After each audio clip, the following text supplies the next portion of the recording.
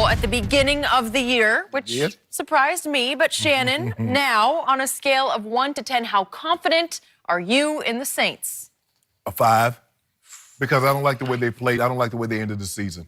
Since that game against the Cowboys, Skip, Drew Brees has 5 touchdown passes. That's not nearly good enough. He also has 4 interceptions. Exactly. So I saw him miss some throws early. That should have been a touchdown on the very first play of the game or the second play of the game to Ted Ginn Jr. And he underthrew it, which is very unlike Drew, considering he broke his record at completing over 74% of his passes. So that's one of the reasons why I'm not as. You asked me 6 weeks ago. Oh man, I'm at a 9, 10. I'm 10. I made this pick then. This is not the same team now. I don't think they played particularly well. I think what happened on Sunday, Skip, I think the Eagles, that was more Eagles than it was Saints. That was more Eagles bad football over the last 3 quarters than it was good football by the Saints. But with that being said, I still believe that Drew Brees, there are some opportunities in the Rams secondary.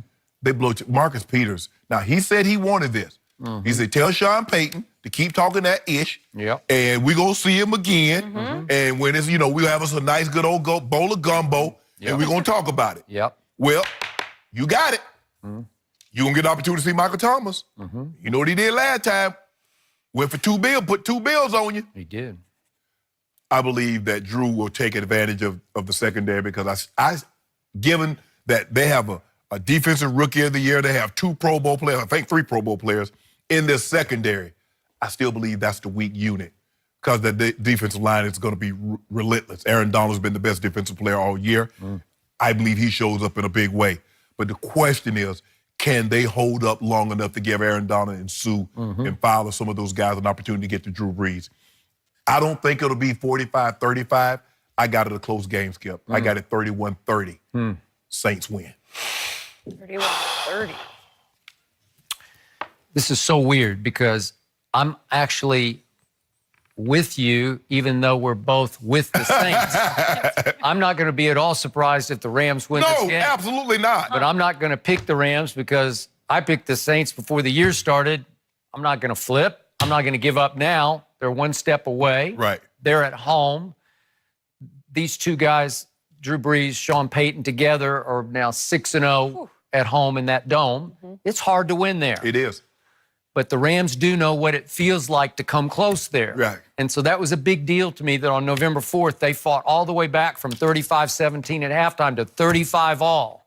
And then Marcus Peters happened, or I should say Michael Thomas happened, 72 yards worth.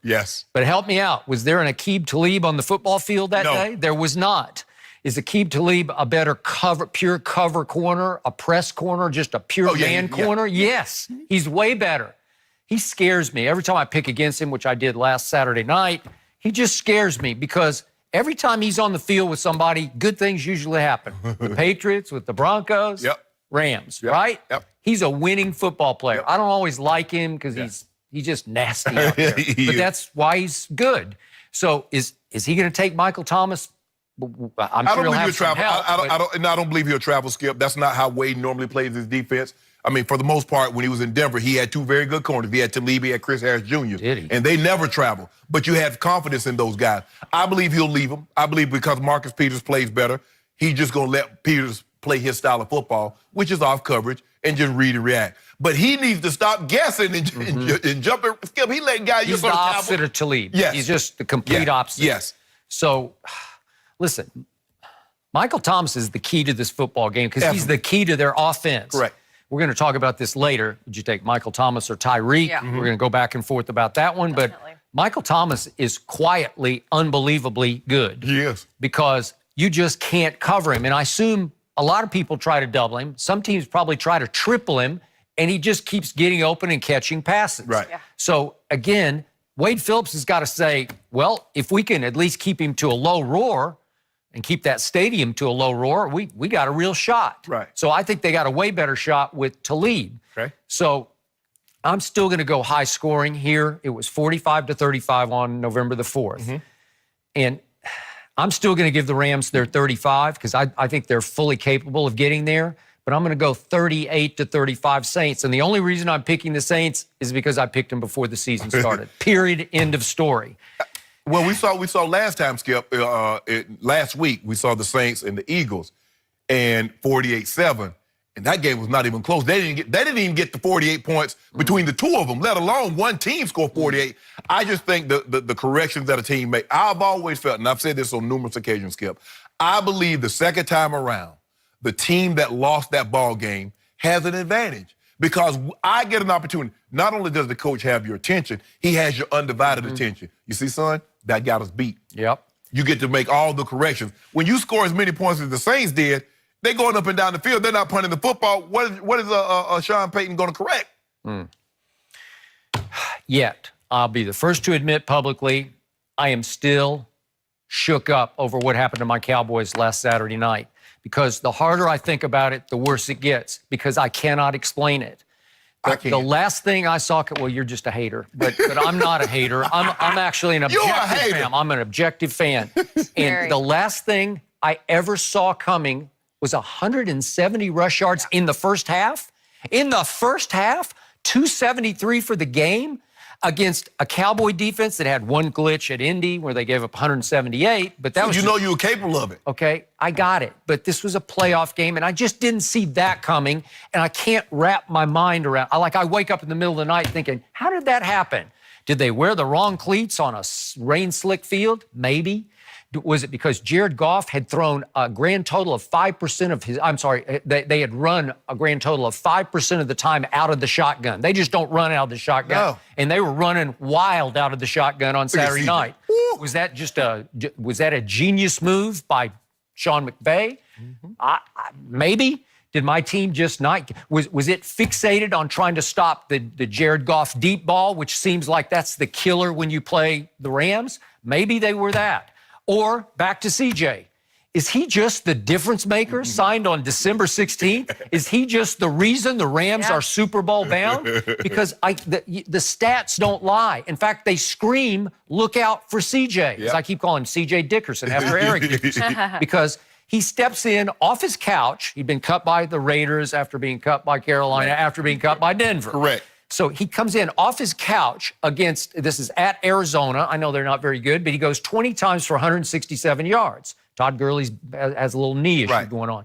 Then against San Francisco at home, he goes 23 times for 132 yards. And then you know what happened against Dallas, 23 carries for 123 more yards. And 2 more tubs. Yeah, and he's the hottest back in pro football.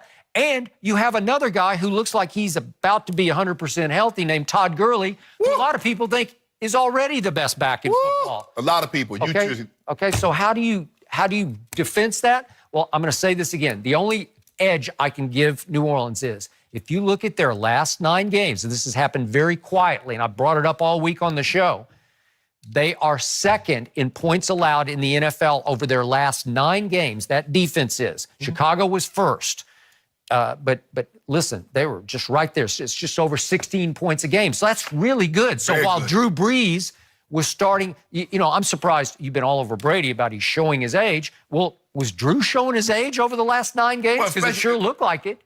Some of those balls, especially on Sunday, Skip, had a little wobble to them. He was a little short. All right. But think about it, Skip. You say they were number 2 in scoring over the last 9 games. Think about it. They gave up 13 to the Cowboys. They gave up 9 to Carolina. Okay. So they were holding people down. They beat the brakes off Cincinnati. So they were still in some of those games they were getting their points, but they were holding teams to well below what they normally get. And guess who was number 1 in takeaways over the last 9 games of the season? The New Orleans Saints. So if you put that hot defense on that field in that dome with that crowd going. Oh, you turn the ball over. You turn the ball over in that building, you going home. Okay. So can they force a couple? They're capable. And they're probably going to need to force a couple, right? But when you talk about, Skip, the Rams, what we said got them in trouble.